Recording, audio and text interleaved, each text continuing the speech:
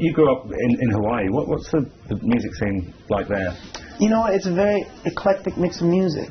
You know, of course there's traditional Hawaiian music, but a lot of people don't know that it's very reggae influenced in Hawaii.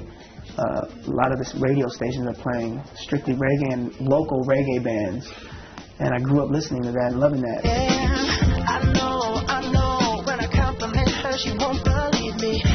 Now, obviously, you've got 7 Grammy nominations. That's a hell of an achievement, considering, you know, how early on you are in your career. Yeah, right? I mean, talk about flattering, and it just goes to show hard work pays off. You know, I locked myself in the studio for a year and a half and just writing songs. And, you know, it was a very lonely and dark time because that's all I was doing. But it was great because I was doing music, but as far as like being in touch with what's going on outside of the studio, I really didn't know too much. I was just focused on doing that. And the fact that it's being acknowledged by such a big platform like the Grammys is incredible. Do you remember where you were when you heard that? Yeah, I was sitting next to my manager. See, I performed at the Grammy nominations. Okay. And I didn't know what to expect. I thought that if I was getting nominated, it was going to be confetti and glitter. Right. And, you know, golden envelopes with my name on it. No. But it was an email on my manager's phone. And after the nominations was done, I think I knew that Nothing on You got nominated for a song, and F You got nominated. And I was happy with just that. Man, I was a part of those songs, so, you know, I'm nominated.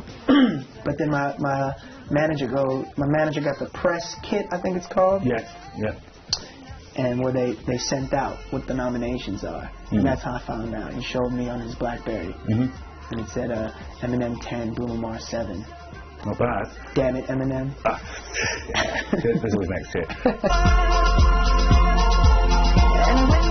Do things like awards, do they really mean a lot to you, or are they just a nice kind of extra? Or? You know, it's just great, like I said, that you feel like you did something, you know. You're doing music that you want to do, and it's being recognized in the biggest way ever.